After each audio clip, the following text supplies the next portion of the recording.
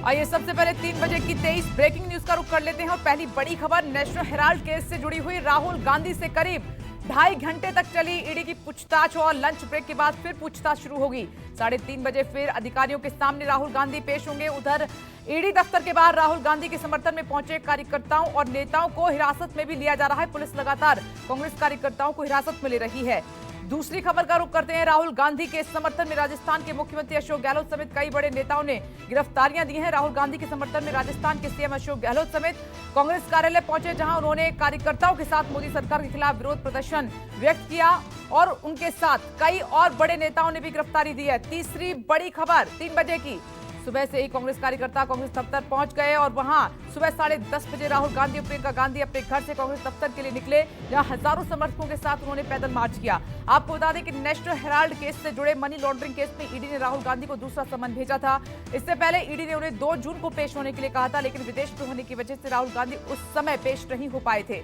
चौथी बड़ी खबर, राहुल गांधी को ईडी के समन पर सुरजेवाला ने सरकार पर हमला बोला और कहा कि मोदी सरकार ने सत्य को ललकारा है और सत्य झुकता नहीं है। उन्होंने ये भी कहा कि देश में अघोषित आपातकाल है। उन्होंने मोदी सरकार को चेतावनी देते हुए कहा कि मोदी सरकार सुन ले, हम झुकेंगे नहीं, हम अंग्रेजों के दमन से नहीं डरे तो मोदी सरकार के अत्याचार से कैसे डरेंगे। अब 5वीं ब्रेकिंग न्यूज, राहुल गांधी के समन को लेकर पूरे देश में कांग्रेस कार्यकर्ताओं का विरोध प्रदर्शन जारी है। दिल्ली से लेकर जयपुर और छत्तीसगढ़ से लेकर जम्मू और मुंबई तक कांग्रेस कार्यकर्ता विरोध प्रदर्शन कर रहे हैं। पूरे देश में प्रदर्शन कर रहे कांग्रेस कार्यकर्ताओं को पुलिस लगातार हिरासत में ले रही है। छठी खबर पर हम नजर डालते हैं। कांग्रेस के विरोध प्रदर्शन पर केंद्रीय मंत्री स्मृति ईरानी ने पलटवार किया। उन्होंने कहा कि कांग्रेस का भ्रष्टाचार पकड़ा गया तो अब दिल्ली को घेरने की कोशिश कर रहे हैं। कांग्रेस नेता जांच एजेंसी पर दबाव डालने की कोशिश कर रहे हैं। उन्होंने गांधी परिवार को घेरते हुए कहा कि कांग्रेस ने एजेएल को 90 करोड़ का लोन दिया और कंपनी ने समाज की नहीं बल्कि गांधी परिवार की सेवा की। 7वीं खबर, उधर कांग्रेस के विरोध प्रदर्शन पर बीजेपी प्रवक्ता संबित पात्रा ने कहा कि कांग्रेस भ्रष्टाचार का जश्न मना रही है और राहुल गांधी को लेकर ड्रामा कर रही है। साथ ही संबित पात्रा ने कहा कि जो भी कार्रवाई हो रही है वो संविधान के तहत हो रही है और ये सारा ड्रामा राहुल गांधी को रिलॉन्च करने के लिए किया जा रहा है। 8वीं खबर, यूपी के कई शहरों में 10 जून को हुए प्रदर्शन और हिंसा पर यूपी पुलिस एक्शन में है। अब तक 316 लोगों की गिरफ्तारी हो चुकी है। सबसे ज्यादा अरेस्टिंग प्रयागराज से हुई है, 92 आरोपी पकड़े गए हैं। सहारनपुर से 82, हाथरस से 51, मुरादाबाद से 35 आरोपी गिरफ्तार हुए हैं। अंबेडकर नगर से 34, फिरोजाबाद से 15, अलीगढ़ से 6 और जालौन से 4 आरोपी गिरफ्तार हुए हैं। अब 3 बजे की 9वीं खबर का रुख कर लेते हैं। प्रयागराज हिंसा के मास्टरमाइंड के घर पर बुलडोजर कार्रवाई से भड़के अखिलेश यादव, कहा कि बिना जांच के दी जा रही है बुलडोजर से सजा। और अखिलेश यादव ने ट्वीट कर योगी सरकार पर निशाना साधा। अखिलेश यादव ने लिखा कि अब अजायब घर में ले जाकर रख दो इंसाफ के तराजू को और कर दो ऐलान, हुक्मरानों ने ही ले लिया है कानून हाथों में। अब 10वीं खबर का रुख कर लेते हैं। यूपी में योगी के बुलडोजर एक्शन पर ओवैसी का वार। प्रयागराज में जावेद पंप का मकान गिराने का किया विरोध। ओवैसी ने कहा कि सीएम योगी ने लॉ ऑफ रूल्स पर बुलडोजर चलाया है। योगी चीफ जस्टिस की तरह फैसले ले रहे हैं।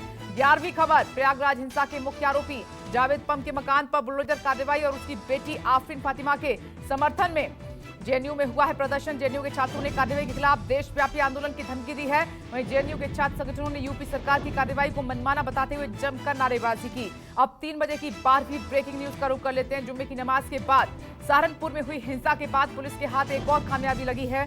सहारनपुर पुलिस ने प्रिंटिंग प्रेस के मालिक शमशेर अली को गिरफ्तार कर लिया है। पुलिस के मुताबिक सलमान और वसीम ने शमशेर अली की प्रिंटिंग प्रेस से ही भड़काऊ भाषण वाले पर्चे छपवाए थे। आगे बढ़ते हैं, 13वीं खबर का रुख कर लेते हैं। 4 जून शुरू हुए खेलो इंडिया यूथ गेम्स का आज समापन समारोह है। केंद्रीय मंत्री अनुराग ठाकुर, सीएम मनोहर लाल खट्टर और अभिनेता आमिर खान होंगे शामिल। केंद्र सरकार ने हरियाणा को खेलो इंडिया यूथ गेम्स के 4थे संस्करण की मेजबानी का अवसर दिया है। 14वीं खबर अब आपके टीवी स्क्रीन पर।